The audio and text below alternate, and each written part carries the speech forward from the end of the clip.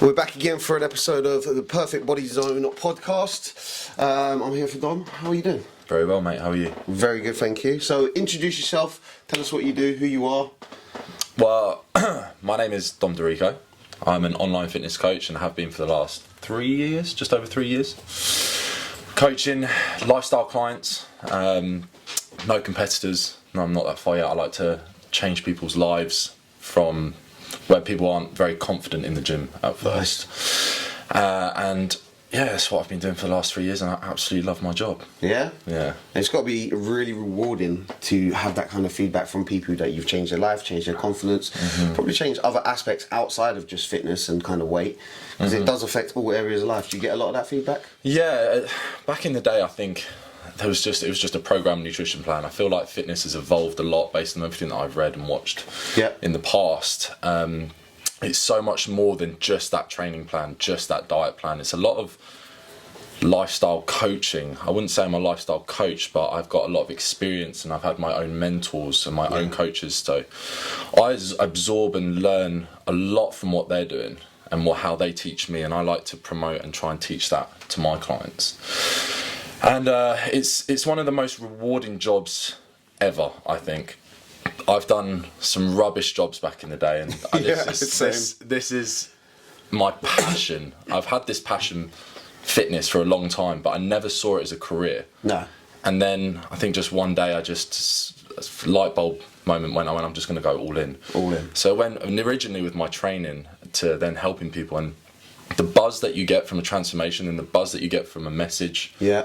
From a client saying thank you so much for this, I'm so much more confident. It never gets boring, ever. That's nice though. It's nice you're having that good feedback. Yeah. So then obviously that's your testimony for your next client. So every time you do a good job, then people know that you're doing a good job. Exactly. Yeah. So when you first started to where you are now, do you think there's massive growth within yourself and the services that you can provide? Yeah, massively. I'll be the first to say that I was a cookie cutter coach.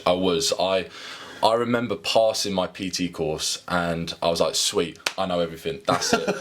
50 pounds an hour, done, I'm sorted for the rest of my life. Yeah. And very quickly I understood that was 0.0001% of the journey. Yeah. It's evolved so much from then. I understood that. I felt that I could, when I was training clients, there was things I didn't actually know, and I was like, right, okay, hang on, how do I learn about this stuff? So I started researching much more. I felt like I had a good knowledge of fitness anyway. Yeah.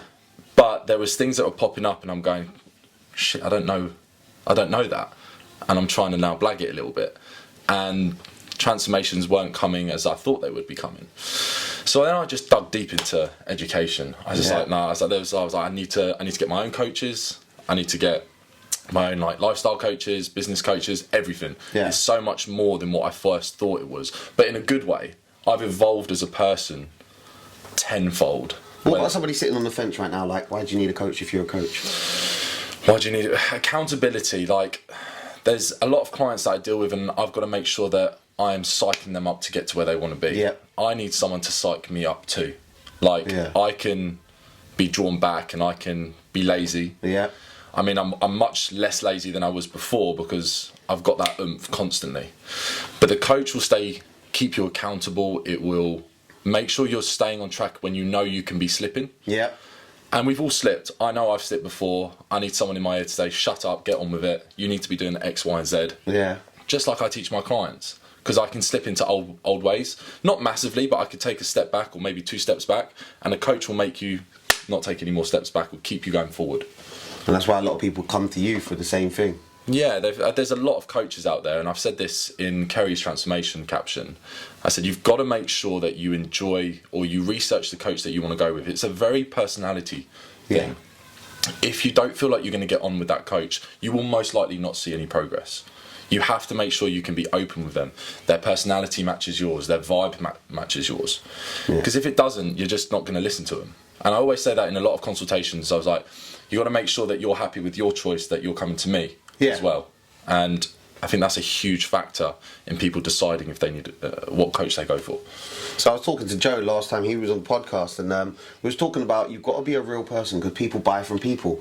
So you've got to have that connectivity, you've got that personality. The last thing you want is go to your coach and be like, I don't care, don't do that, don't do this, don't do that. And you've got that really bossy, kind of arrogant coach who just really wants your money and he's giving you a plan and he's told you to go out the door. Do you think there's a lot of these coaches around, kind of dead emotions, here's your plan, give me the money? I think I started off like when it was still getting bigger and bigger and bigger. I feel like there is a lot, which is good in a way. I think there's a lot of online coaches out there, but I think because there's no, how should I say it, there's no qualification to be one. You can just say online coach, and if you've got a good body, you can just start promoting stuff. You can. I see that a lot. And you can. And I say this to a few friends that have started coaching as well, and I'm saying, right, you need to go on these courses, you need to be doing this, you need to be doing this. Yeah. It's not just now you're an online coach because you've got a good body. You've got to learn about habits, you've got to learn about mindset, you've got to learn about nutrition, you've got to really work on how clients would react, because no client is the same. It is far beyond more than just, like I mentioned, the training plan and nutrition plan. It's really, you've got to want to help people. Yeah. It's not, and I've had clients come to me from other coaches, not from here, but they've said this is, all I did was this, and there was only a check-in, there was no messages, they would take 2-3 days to reply. Yeah. It's not, it shouldn't be like that. It should be very personal with each and every client. Yeah, I agree. You got to have that constant feedback. If not, and you're chasing somebody for your feedback, then obviously you're going to slip off yourself. If you're waiting 3 days for a reply, then you're going to be like, oh, fuck it. If they're not worried, I'm not worried. Exactly, and that is just a paycheck. That's what they're just looking for. They're like, right, there's the money, here's the nutrition plan, you should be able to do it on your own. When it's just not the case. They need, the reason they come to a coach is to help them start implementing better habits. Yeah. And I've had clients before where they haven't checked in on their first check-in, or they haven't replied, and I'm like, right, you need to make sure you're doing this. Let's see why you're not doing this. Why may you not be checking in? Why may you not be doing this? Yeah. So you delve into the problems more. You don't just put it aside and say, okay, you're not checking in, don't worry about it. I think that's a completely wrong way of doing it. Definitely agree there, and unfortunately we do live in a society where a lot of people see the pay packet rather than they see the product, the service. They really care about how much they're earning rather than what they're giving. And I think that's why a lot of people slip off, and that goes into any industry. A lot of people do slip off because all they care about is the money that they're going to earn from that client or that service that they're giving.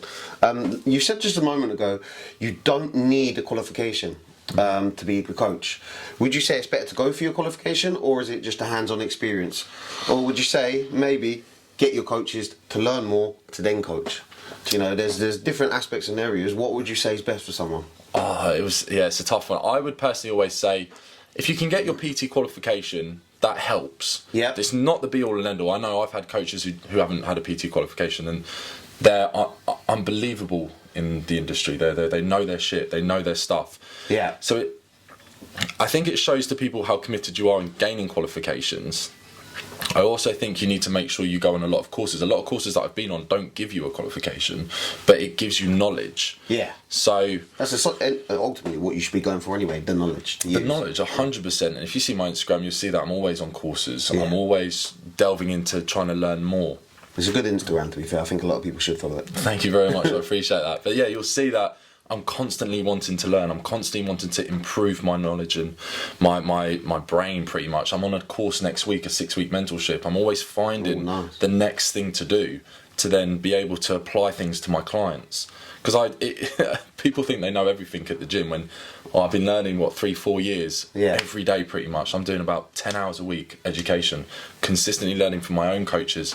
And some people think they know everything in 2-3 weeks, and it's just not the case. I think that's the kind of the society we live in, though.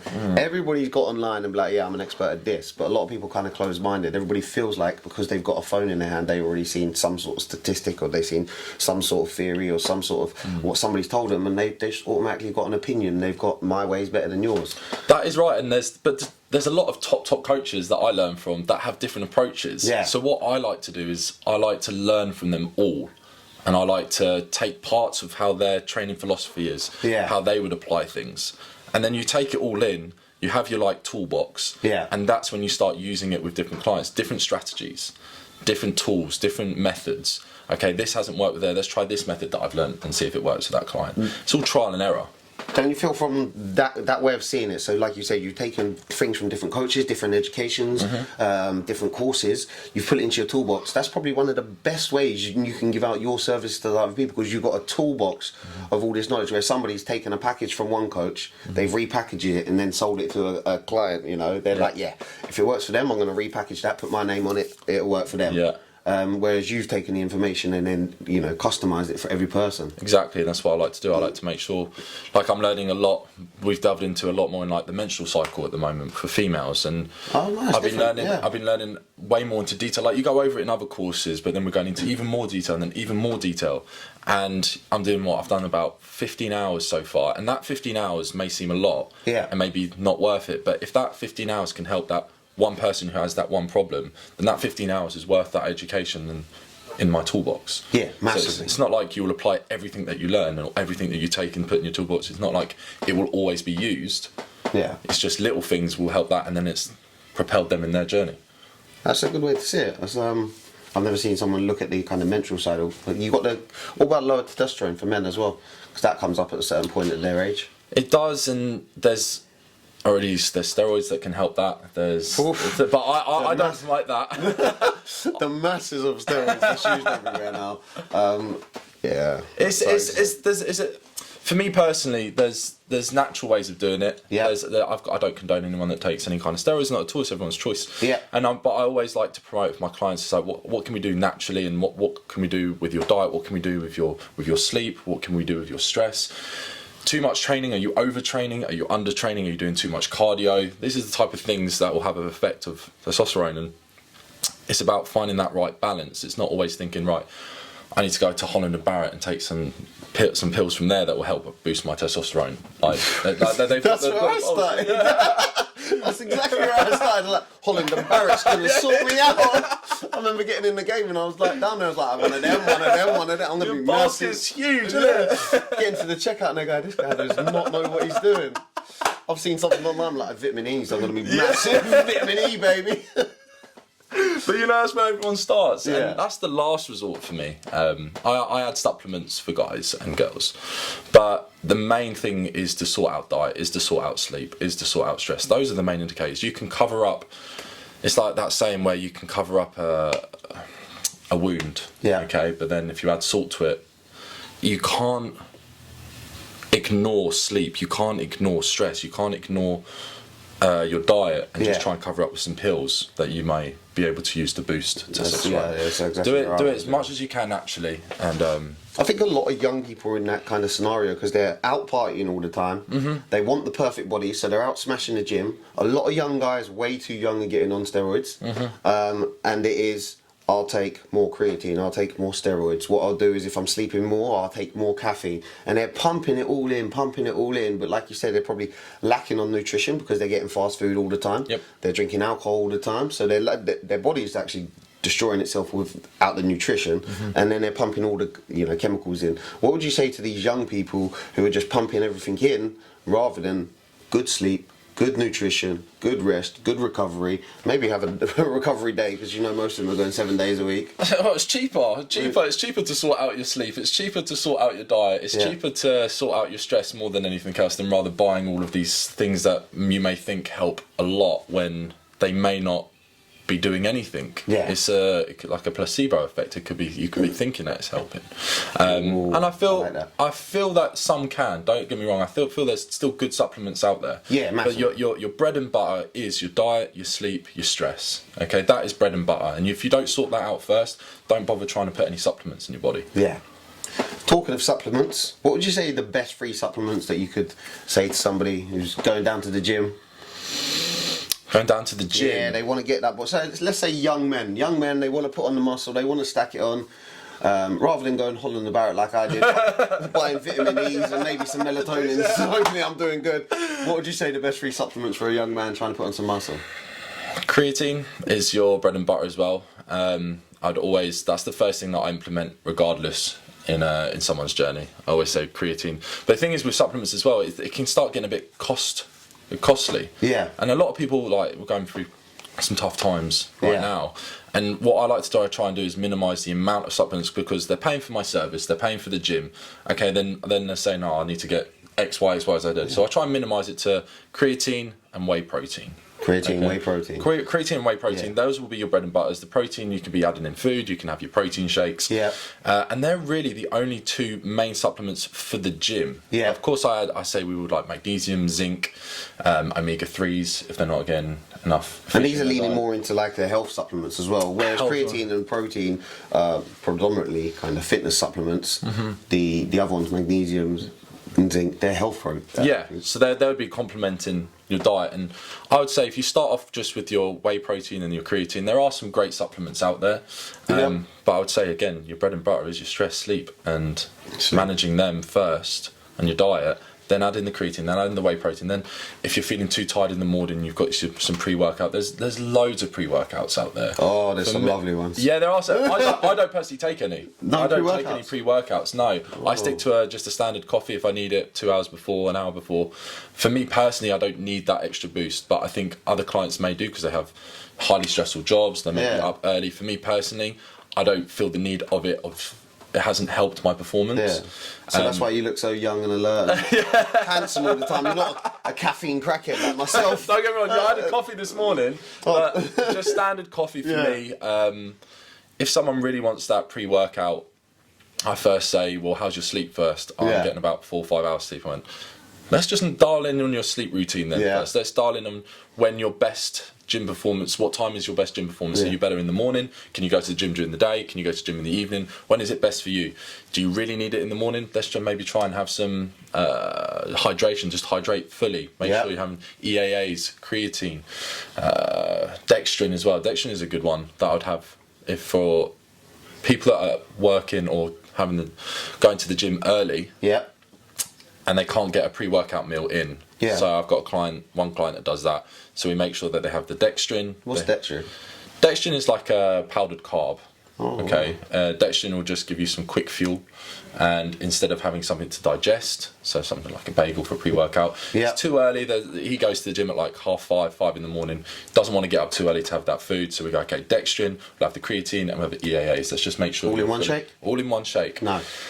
That's what I do personally as well, but I have that later on in the day, and then they have your post-workout stuff. So that's what I would say. And sometimes if they really need it, then the pre-workout. But I say pre-workout choice.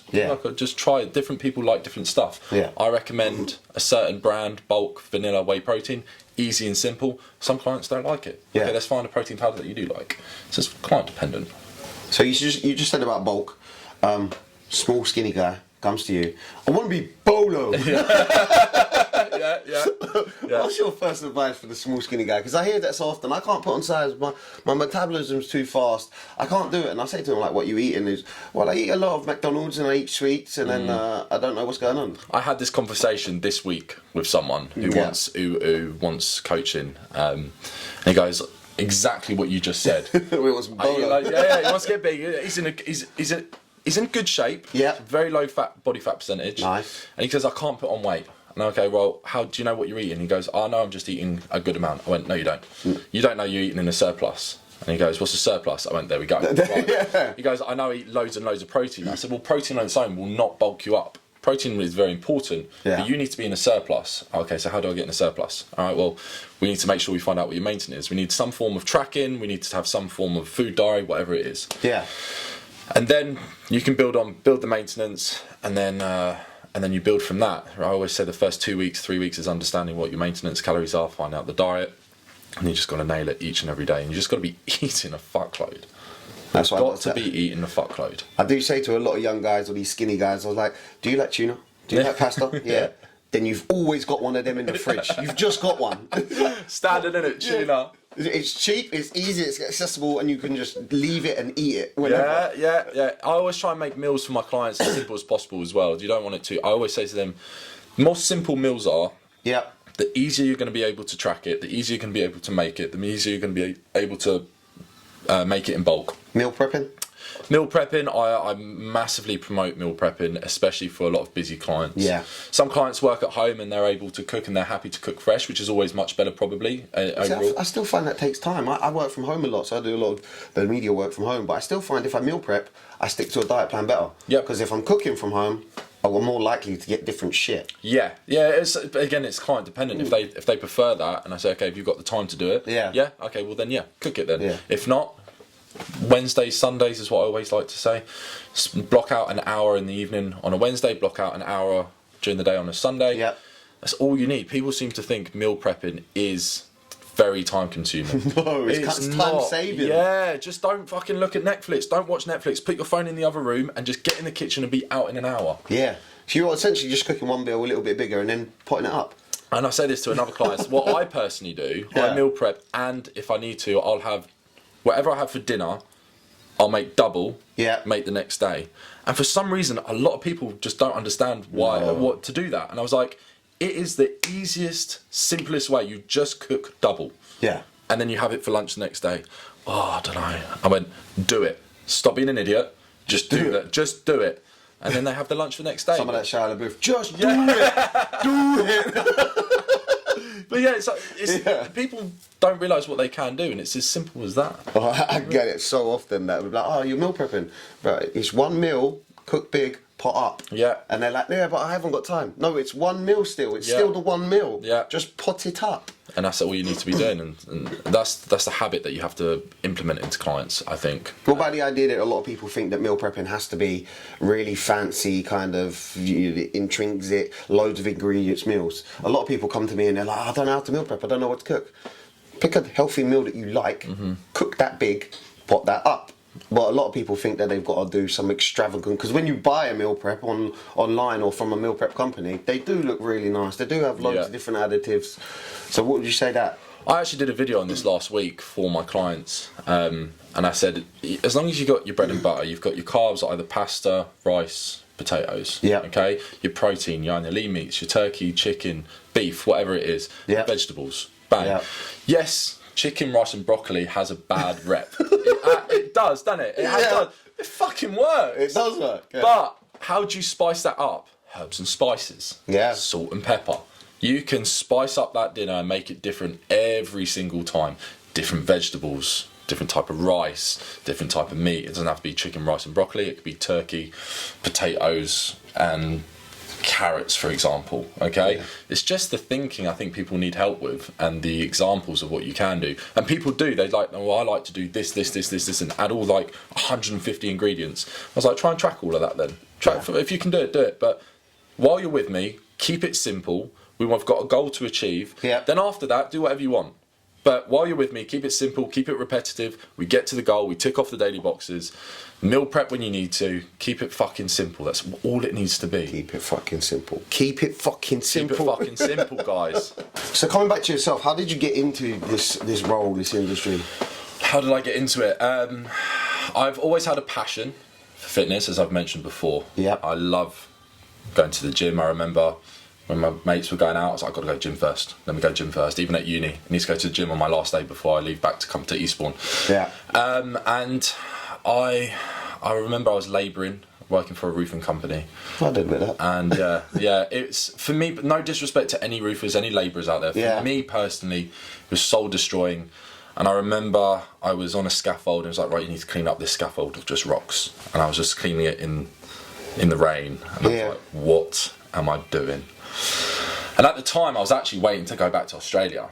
Oh wow. So I'd actually spent 10 grand, probably illegally, to try and get back to Australia because I was living there and I just wanted to live for this party life out there. Nice. Yeah, I loved Australia. I lived there for about just under 2.5 years. And I was just literally going to do everything I can to get back in and just live this beach life. I was a labourer over there as well. I was just living to finish off and go to the beach. Had no passion with anything. I just wanted to have some beers, have a good time, and I did. I had a brilliant time. It's got to be better than finishing off here and going to the pub. Yeah, exactly. Yeah. And I remember, I spent 10 grand, and that fell through, and I was still labouring, and I'm like, what am I doing? And I had that moment where I said, no, that's it. I've had enough, and I just went on an online course. I just spent the money that I had. I didn't have much money left. So self-development, self-education. You put the money into yourself. Yeah, always. I say this to a lot of all my mates. They say, well, why are you not spending money on this and something? All my money goes straight into me and my education. Like I said, I'm in mentorship next week, and I went onto the PT course. I treated it like a job. Yeah. I spent 8 o'clock in the morning to about 5 p.m, going through everything, Monday to Saturday, have Sunday off. Past that, then obviously got into the PT, Anytime Fitness. Yep, nice.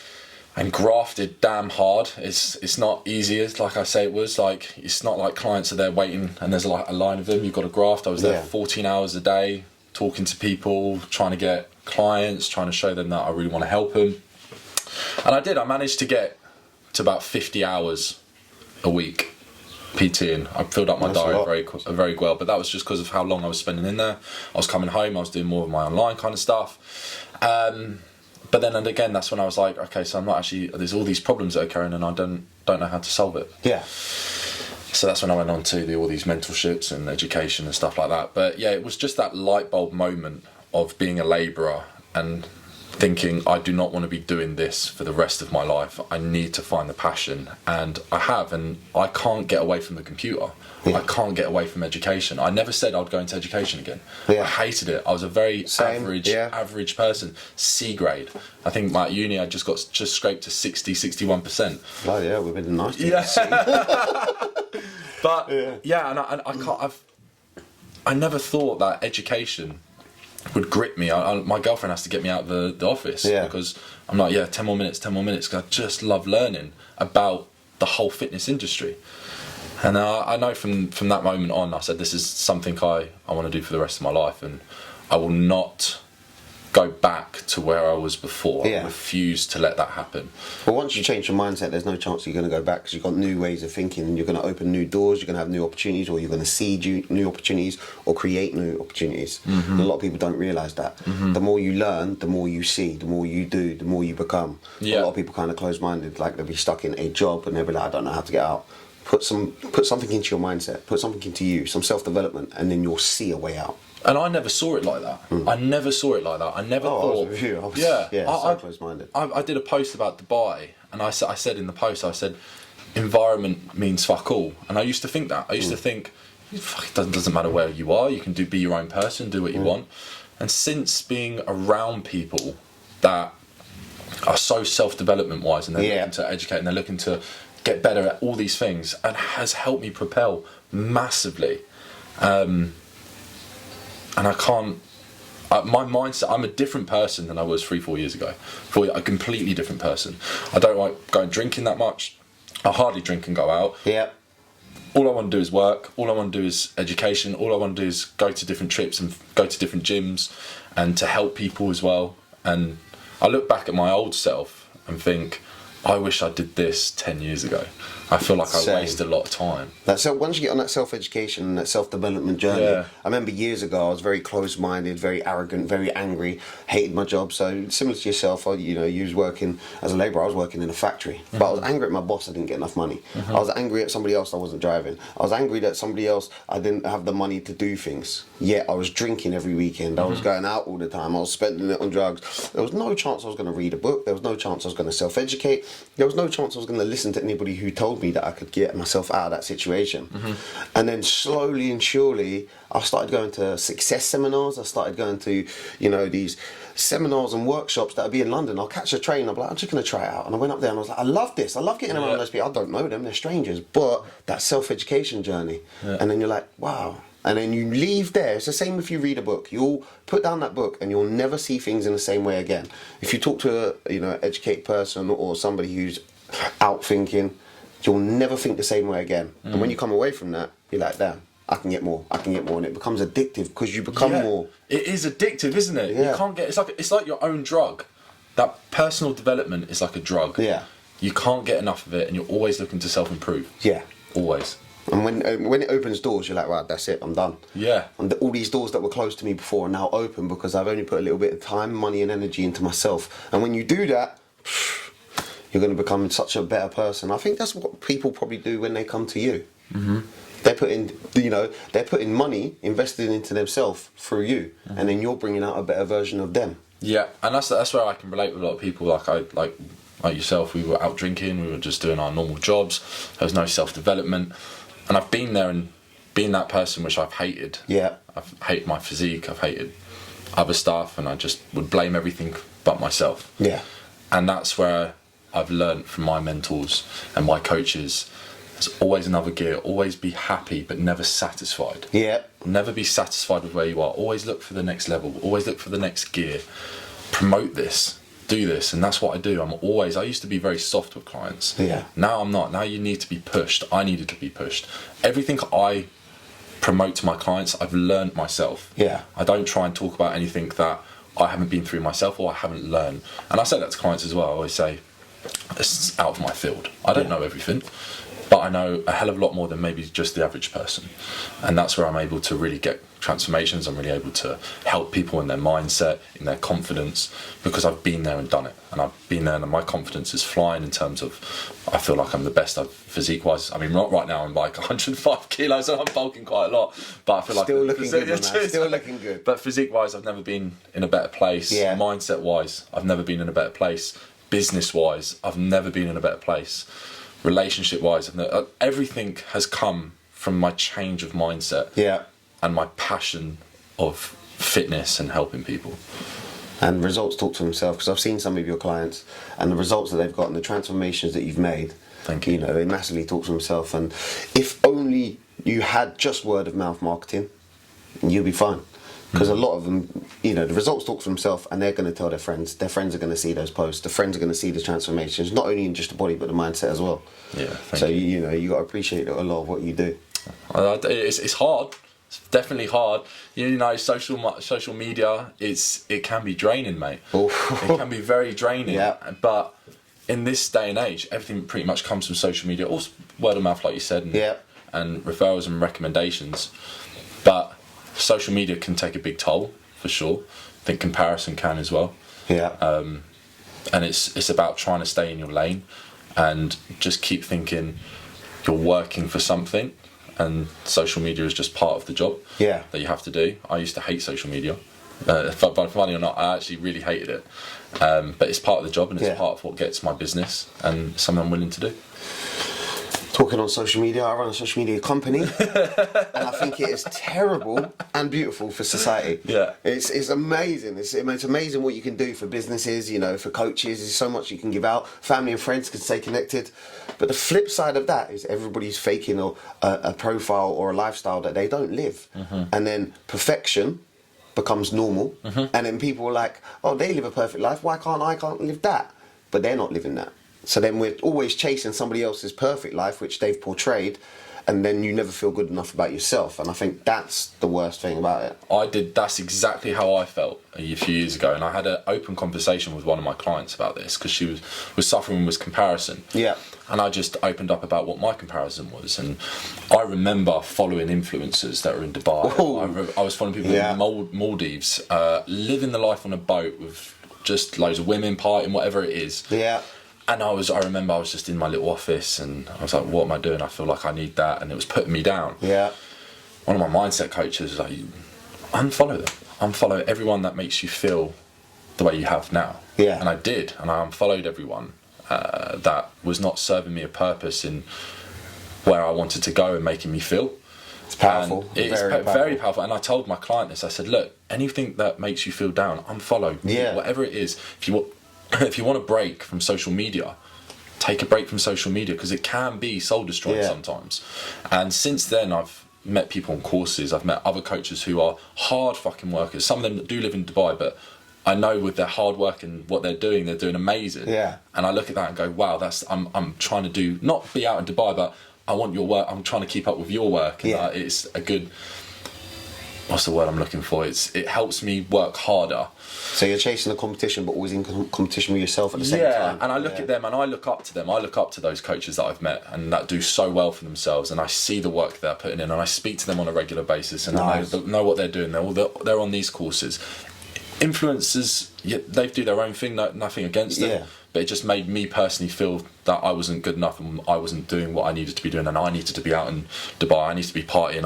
Why am I not got a six pack like that? What you absorb in social media can really come into your subconscious. I think that's where a lot of people go wrong. I was talking to somebody the other day and I said to them, you know, if somebody isn't bringing value, or they're bringing toxic energy to your timeline, they're bringing non-stop moanings, non-stop, bullshit, just unfollow them, unfriend them. They said, what about their friends and family? So a lot of the motivational stuff that I do, I'm like, it doesn't matter.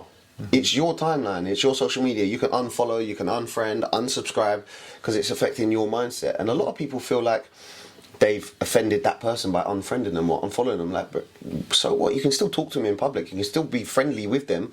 Which, you know, it's not like you're telling them to go fuck themselves, but you can think about yourself first. Flip that. Follow more inspirational people. Follow more open-minded people. Follow more people who are real with it. You know, for yourself, like you said, some of your older videos, are quite bad compared to some of your new videos. And I think that's about keeping it real. So when I do my motivational videos, I put up the outtakes. Because people need to see that I fuck up too. Mate, I've got so many outtakes. I was going to do it, but you should see how long it takes sometimes to make a post. Or if you were doing maybe one of your speeches, I don't know how sometimes it takes. I remember doing a 30-second video and it took me 2 hours to get. Like, people don't understand behind, and that's the part that influencers don't put up. They'll be like, yeah, look at my six-pack. Well, you've just had 45 minutes of makeup, tensing, putting on that oil. Putting on the oil. There's me right now, just... and then you've got like 3 people to take 6 different angles, and then you're like, yeah, I'll post that one. And then you've probably beat yourself up over that. But the person following that influencer is like, oh, wow, they've sat on a boat and they've got a six-pack. What they don't see is the oil, the stress, the strains, the steroids, the abuse, the 16 photo shoots, the edits. A lot of us have portrayed fake online, and then when you get to a certain level you can pay for more fake. So we got to stop judging ourselves, I think personally, from what other people are living. 100%. And even myself, when I take some pictures, like my progress photos, I am flexing. That is flexing. And I say this to my girlfriend, I said that to people as well. Look, that's me flexing because I want to see what I'm comparing as the journey goes. But you should see when I stop, I'm just like, whew. And then you ain't going to take a progress photo sitting over on the couch eating a donut. but don't even compare like people that take that picture that are like this. It's the way it is, but we're not like that 98% of the day. That is just a very small percentage, and that's what I like to say to people. Like, you take some good pictures, but just remember those are just angles as well, and your real body is not going to be like that consistently. And there's a lot of influencers that do take the photos where they're like crunched over and then they keep it real. They do, a lot of that. I've seen a lot of that. That was a trending topic for a while, wasn't it? Everybody did the crunch over one and then everybody did the good one. I thought that was really good. A lot of trends were really shit, but that one I thought was a really good one. Just as we're wrapping up, why should somebody come and get an online coach? Why should somebody get a mentor? The biggest investment that you can ever make is in with yourself. Love that. A coach, whether it being a fitness coach, whether it being an investment coach, whether it being a mindset coach, whatever type of coach that you go for, can only serve you a good purpose in developing your own skills and how to deal with life and how to progress in life. And I was that person. I thought it was a waste of money. Trust me, I thought it was a waste of money. I was so fucking wrong. And I've excelled in my own life, not just in fitness, but in personal life, through the investments I've made and learning from people who have been there and done it. And there's no price on that. And I'd rather be spending that than going to the boozer every weekend.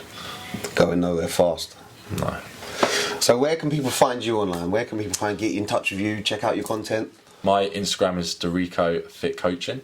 You can give me a message, send me a DM. If you're interested in online coaching, please fill in the inquiry form in my bio, or you can send me a DM. I am very approachable and I'll get back to you. Beautiful. Thank you very much for coming on. Thank you, sir. Appreciate it. All right, guys, we're out. Peace.